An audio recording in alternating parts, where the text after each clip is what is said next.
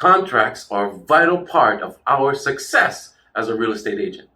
As a realtor, no matter where you are in this nation or this world, being a part of this membership platform allows you to get access to information just like this. So in this video, I'm going to show you two separate contracts. One is an as-is, and the other one is a standard residential contract that we use here in the South Florida region. So look in your area, look in your region, and find the different contracts and know them, because there's advantages and disadvantages on how you use them. Very important. So I want you to take notes, take a look at the techniques that I use when I'm presenting my offers. It's important that you know that contracts has to do with presentation of yourself for the buyer's benefit. It has to do with negotiation skills. It has to do with legalities. So it's very important that you put it together very well. So let's get started. I'm going to show you just how to do that.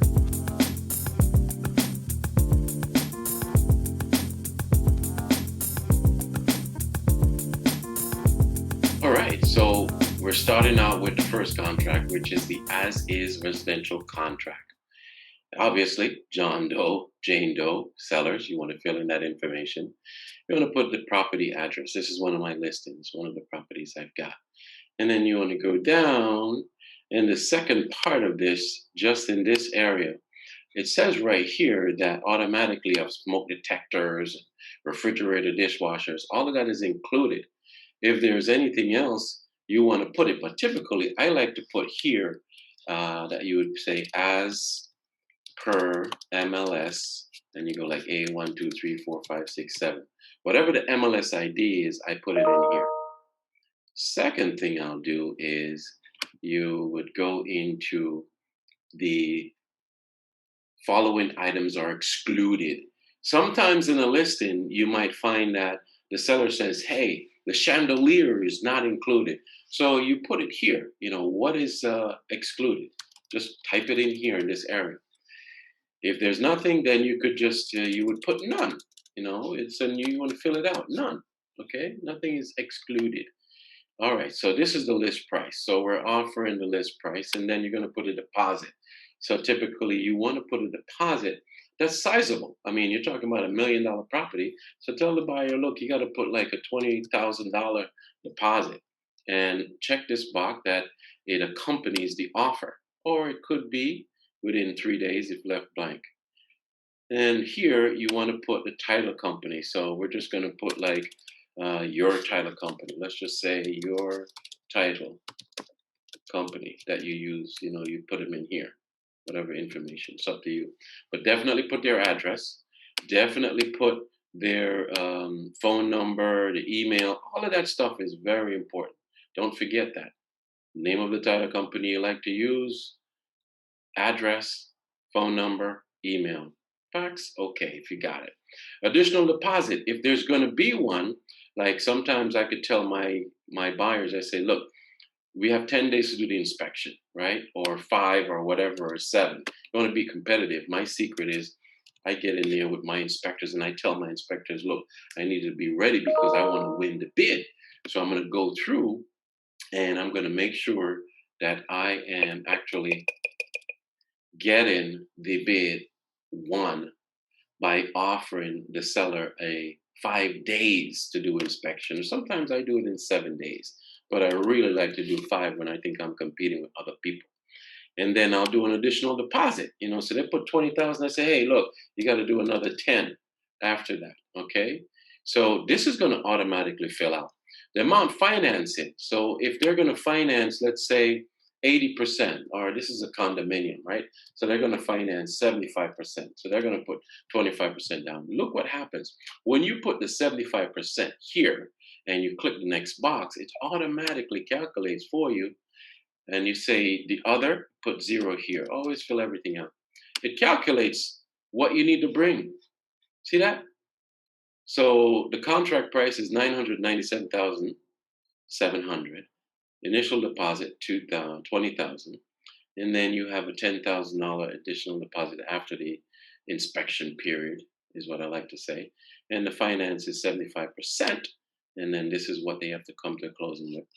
In this as-is contract, you get to put a date. So if you're going to present the offer today and you're going to give them, like I typically would say, the next day, or just give them 2 days, whatever it is. And then you have a closing date, and these things pop up. So you could say 30 days out. Give your lender some time to work this thing through, but don't pick a Friday because something always can go. So either you go to the Monday or you go with the 18th. So in this case, I'm going to go with the Monday. Give things some time. So it could be where you put here on, because it says on already, right here on, or before. Do that on or before. So that means, you can go in there on or before. Some sellers might not accept that. They just want it on a specific time. So when you go down, if the property is leased, you want to check this box because it definitely tells them that they need to give you a copy of the lease and all that stuff that the seller has. So your buyer can review it. If they don't, leave it alone. Definitely, you want to do assignability. I always check this box that my buyer may not assign this contract. So it's up to you, whatever your buyer's doing. If the buyer wants to assign it and not be held liable, whatever it is, whatever floats the boat. So it's not cash, it's going to be financing. So you can click here. And then you're going to go down to this area and you would check that it's conventional, obviously, because we're putting down that amount, and the loan amount is larger than what's allowed for FHA. If it's FHA, if it's VA, whatever it is, but you can't check them all. You got to check one. Here, I like to be competitive because it says that the buyer is going to provide the seller with a loan approval letter. So they're going to obtain the loan approval letter in a specific time. The lenders I deal with, they could do this thing in like 21 days. That's very competitive. If you leave it blank, it's going to be 30 days. So it's all depends on how competitive you want to be. And I usually just put fixed right here, and the rest I leave blank. Now, let's continue on into the as-is contract, okay? Another thing you need to go to is just do as you see here. I don't put anything in this area. I just deal with it on the additional clause. So when it comes to the title right here, I always leave this blank to get the 15 days, or you can type it in 15 and read it, and it'll tell you what it's talking about. I'm not going to go into detail here. I'm trying to show you the quick tips. Right here is either the seller shall designate the closing agent or the buyer. Typically, in my region right now, in my market, the buyer gets to select and designate the closing agent, and they pay for their own policy. So that's normal. Or if you check this box, it's kind of a mutual environment where the buyer will still go ahead and select their title company or closing agent, but the seller has to help to provide a copy of the title policy that they had before. So next thing is a home warranty. If there's one, that's fine. I mean, maybe you're providing one to them or not, but typically for me, it's like NA, it's not applicable. It doesn't come with the property. The special assessments. Oh yeah, this is a good thing. You want to make sure you check this box.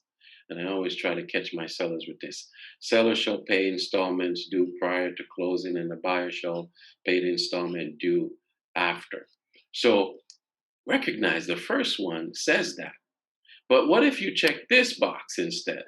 Seller shall pay the assessments in full prior to the time of closing. Now that's amazing. If you can get the seller to agree with that for your buyer, then that's really, really good. They don't have to live with an assessment should one come up. So this is one of my techniques right here. Now, a lot of times when I do this, the seller's agent pick up on it or the sellers pick up on it and they flip it to here. But maybe 80% of the time I could get it to stick right here.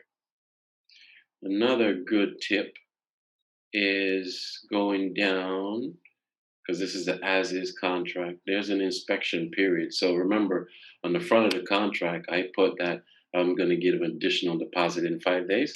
So I'm going to put typically, I'm going to be competitive. Hey, I'm going to do my inspection.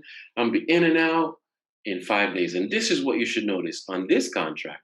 It's an inspection and the right to cancel in 5 days. So in the 5 day period, if the buyer decides for any reason at all, hey, look, you know what? I'm just not interested in the property anymore or whatever, you can just let the other side know, hey, they actually are canceling the contract. And you fill out a release and cancellation and just move on. Now, let's keep going. It's going to be real short. I'm not going into details to read all of this because you could be in another country. Who knows? I mean, this is just a sample of the techniques. Your contracts have these similarities. I want to give you just the samples. If you're in South Florida, lucky for you. You could use this as is the way I'm doing it. So let's go down. And another part of the contract it's coming up on is where we check off what addendums we're using. So this is a condominium. So obviously you're going to need a condominium writer, and I already checked that. And this condominium was built in like 2014, so you don't need a lead-based paint. It wasn't built before 1978, and there's really nothing else. Now, typically on my contracts and the additional terms, I say, hey, buyer agrees to pay your brokerage X amount for the transaction fee and storage, whatever that transaction fee is. Another thing I like to put is, and this came from our attorneys, like, hey, look, if there's any pending or open permits, then the seller would go ahead and take care of that prior to closing, and also any violation issues. So you could use this right here if you want to. It's up to you, or you'd not. It's up to you. Check with your office.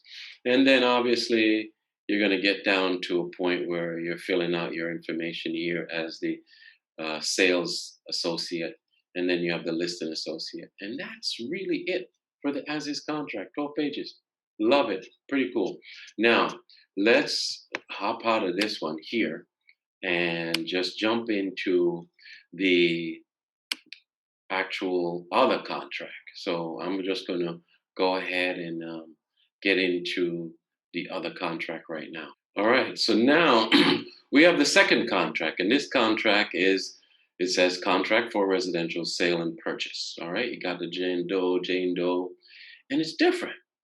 It's different in the sense of one main factor. It's going to give some terms about the seller crediting the buyer.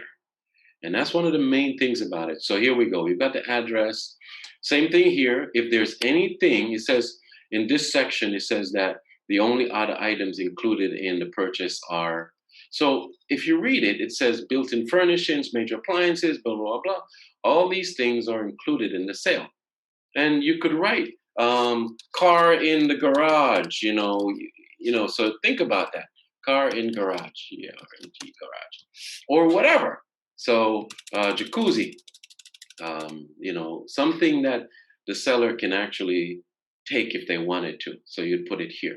Anything that's excluded, it could be what? A chandelier. It could be something that the seller says is not included in the sale. That is not a fixture. All right. Or if it's a fixture, they want to take their refrigerator, but they're going to replace it with another one. So typically right here, I put as per MLS, and then you go 1, 2, 3, same thing. I try to do that all the time. And then if there's nothing here, I'll put none, same, so any. And then here we go. So we've got the same situation. You're going to put your title company here, same thing, your title. All right, the address, phone number, remember. Initial deposit, we're going to go with 20,000, 1, 2, 3, okay? Then it accompanies the offer right here, okay? Notice how things are going to change down in the bottom. Additional deposit, excuse me, we're going to say 10,000, just like we did just now. And then how often are you going to do that, or when you're going to do that by? It says or within a certain time, so I'm just going to put 5 days. And then total financing in percentage. So we said we're going to do 75% financing. And then other, I'm going to put 0.00, okay? Always fill everything in. And you see it calculates the cash to close right here, what the buyer closing cost is expected to be. So this is just the balance he needs to come with. Now there are additional closing costs that the title company is going to go and provide to the buyer. Financing, booms. We're going to come here. We're going to say conventional. Same thing. If it's FHA, whatever. Right here, you say that the buyer is going to go ahead in the next, they're going to apply for their loan within 5 days, so I like to say that. And then a commitment letter is like 30 days to be competitive. Remember, you say what? 21 days. As long as your lender can do it. It's very important. So let's keep going with this residential contract here because it's different than the as is. The closing date, you want to put the closing date. Same as, let's say you could put 30 days or 40 days, whatever. It's up to you. All right. Or you can remember, you can also put on or before. All right. But some people might not go for that. On or before. Some sellers might not go for that. On or before. If you take it out of being caps, it will work better. So that's on or before. Here, 30 days or 35 days, or you could put 35 days, 40 days, whatever. It's up to you. Whatever you want. And then this one talks about if the buyer gets some documents from the seller, like it says buyer will immediately return all. If this transaction, right here, this is what I'm reading, guys, right here. If the transaction does not close for any reason, buyer will immediately return all provided title evidence, blah, blah, blah, blah, blah, blah, blah, blah. Or if you leave it blank, it could be $150. You could put something there. What's going to cost the seller? And just let the buyer know, hey, look, these are the things that we're going to go in with the seller. Now, here's the closing cost situation, the seller costs, taxes, blah, blah, blah, blah, blah. For repairs, you have to fill it out. If you don't fill it out, the contract says the seller agrees, the seller will pay up to, if you leave it blank, it's going to be 1.5% of the purchase price. So if this is almost $1 million, it's 1.5. So if you want to say, hey, okay, listen, 1%, or you want to make it 2% or 3%, but this is repairs. So if you think that the property might have some issues, then, hey, guess what? The seller is obligating himself, coming in the deal, to take care of up to 1.5% of the contract price, which is about almost over $10,000 in this case for the repairs. But it's a condominium, so he's not going to really have any issues. But this is the purpose of this contract. This is what this differentiates this contract over the as is contract. There's no backing out here. You can't cancel on this contract. Both parties get into this, the buyer and the seller, and they have to move forward. If there's any issues with repairs, the seller is agreeing to do up to 1.5% for termites, for repair limit. So that's the big distinction on this. The buyer's costs are explained to them right there, kind of pinpoint. If there's any other, you can put that. Now, the title evidence, you have to check one or two. And typically, I like to check the second one right here. Seller to provide some kind of abstract and title evidence. And then the buyer will pay for their own title policy and pick their closing agent. That's just the preference here. You could do whatever. If the seller does that, then the seller has to pay for that. That's an expense to the seller, and your offer could not be competitive that way. So you have to understand that. The title policy cost is about 1% of the contract price, roughly. So that's another $9,000 that the seller would have to come up with. So you've got to be careful not to check this box, because then the seller will be obligated. So the buyer is going to be obligated. They want to win the bid. And not only that, that is what they prefer. So it's up to them. If they want it the other way, then that's fine. I'm not going to go through all of this. You can read it yourself. Special assessment. Once again, the seller will pay installments due after closing. I try to catch my sellers doing that. A lot of times they catch me and they say they flip it on me. So these are some of the techniques that I think you should do. Try to get the seller to do that. If there's any warranty, then you click it. Seller will pay for it, or buyer, or most cases, there's no warranty. Inspection period. I put 5 days. I put 5 days, and so you can calculate it. So if you just put 5 days here, or you put the specific date, but I like to go 5 days because sometimes you don't know exactly when it actually goes effective. So, I'm trying to be really competitive right now. That's why I'm not leaving it 10 days. I'm trying to beat out the other competition because there could be multiple offers. Or if you know there's multiple offers, then you have to behave this way. So let's keep going down. You can read your own contract. I'm just giving you the tips, okay? The areas to fill in, what bomb boxes to check, and what to move forward on very easily. We're almost done. So, evidence title, I leave this right here. Uh, it basically says that the party paying for the owner's title policy will have at least blank days if selected, up to 5 days is selected, or 10 days if left blank for the title evidence before. So, I like to leave that blank and just kind of let it kind of flow in whichever way the contract is written. That's my best way of dealing with that. And then you're going to finish up right now with this contract by getting to the end of it, where it also talks about, you'll see in a minute, your information down here. That's it. You just put on this side your information, your brokerage information, brokerage address, and any addendum. Remember we talked about condominium addendum? You got to put that on there. And if there's some additional clause, I like to put mine. Remember that? All this right here, buyer agrees to pay, XYZ, and then bam, if there's any open permits, seller will clean it up before we go on. And then they have, at the bottom, they have until a certain time. So they have to get back to you no later than, let's say, 5 p.m. on, let's say you're going to make the offer today. So give them a day or two, no more than typically a day. So I'm saying Monday because it's a weekend right now that we're doing this training. And then that's it. So the buyer would print the buyer's name here, but most of these things automatically populate. And there you go. This is your standard residential contract. And what's the difference? The difference on this, remember, it's that the seller right here, their cost, closing costs, they're obligated to a certain percentage of the contract price. 1.5 if you leave it blank.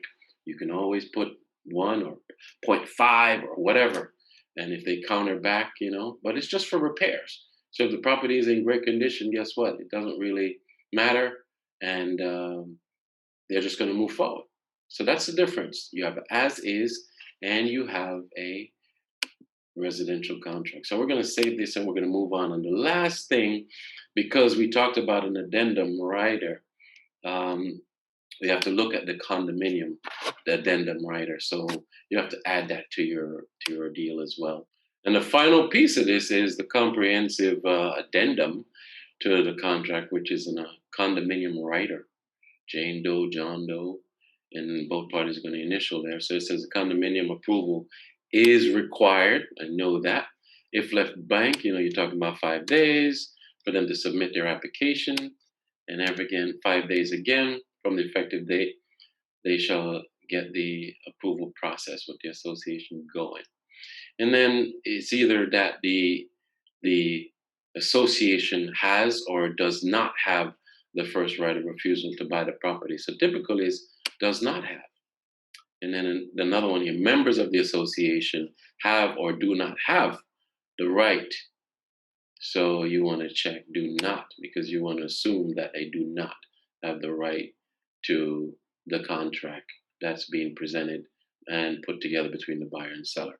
Buyer and seller shall within 5 days from effective date sign and deliver the documents required for the condition. So read it through, but these are some of the things that you want to go with, and it's typical. The monthly fees that's paid on the unit, you want to put it here, and let's say it's $1,700 for this condo unit, and it's paid monthly. So you put that, and if there's no other, don't leave it blank. You got to put 0.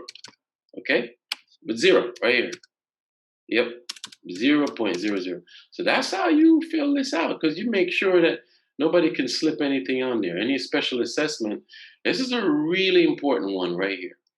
Look at this. You're talking about special assessments that could come up along the transaction. Check the box, because it says if left blank, then the buyer, oh my gosh, shall pay installments. So try to get it where, bam, the seller, if checked, see right here, if seller is checked, seller shall pay the assessment in full prior to or at the time of closing. Yippee! Good stuff. I love it. I love it. So try to get that going in your contract and be smart about your representing the buyer. Okay. Seller represents that the seller is not aware of any pending and accept the following. So if they know of anything, they would put it in here. And then finally, you want to check the box that it right here, buyer acknowledges that the buyer has been provided a copy of. They don't have the copy yet, so don't check this because they didn't give them a copy. You check this box. This agreement is voidable by the buyer by delivering a written notice to the buyer's intention to cancel within 3 days, excluding Saturdays and holidays, from when they receive a copy of the condominium documents. So once the day that they get it, they have 3 days that they can cancel. Another element that they can do. The buyer requests the document. Make sure you put that. Don't check this box. Does not. Check this. And the buyer's receipt. You can't check this, but they didn't get it. You're just making the offer. And if you know the parking space is great, if not, you can get it and fill it in and have it initialed later. That's it. Beautiful stuff. So go and review wherever you are, your contracts where you have in your area, and learn them and practice them. Okay, so as you could see, there are 2 contracts. There's an as-is, which has the right to cancel. The buyer can get into a contract with the seller and have that inspection period, 5, 6, 7, 8, 14 days, whatever, and have the right to cancel. That's in this market here. I don't know what's in your marketplace, but that's a sample of what's in this market in South Florida. So if you're not in this region, learn what's in your area. The second contract is a residential contract that it shows the parties, the buyer and the seller, that the seller is agreeing to offer to pay for their inspections or credit the buyer a certain amount up to 1.5% of the contract price if left blank. So if you fill in there 3% of the contract price, well, okay. The seller has agreed to that. They know it coming in the door. And there's no recourse. The seller can't back out of it and say, hey, I don't want to give it at the end. Neither can the buyer back out of the deal because they completed their inspection and there's more than 3%. So it's you have to go with what suits you and what you're most comfortable with. Me personally, I enjoy using the as-is contract. The as-is contract gives you the right to cancel. So you could check things out, you could see what's going on, and then you could go back and negotiate. You could say, even though it's as is, you could say, hey, look, the inspections came in a little bit more than we anticipated. It's about $5,000. Can you give us that? No, if not, we're going to cancel. Oh, you could give us half of that? Okay, we'll stick in the deal. So just look and see what works best for you. And then you move forward. Remember, always practice. Practice, practice, practice. That means read your contracts. Just read them. You could, if you read it like a book, you can understand it. Don't be afraid. That's how I learned it over 17 years ago. I just read it. I'm not a lawyer, neither are you. But if you read it, you can understand it. It's quite simple. I'll see you real soon.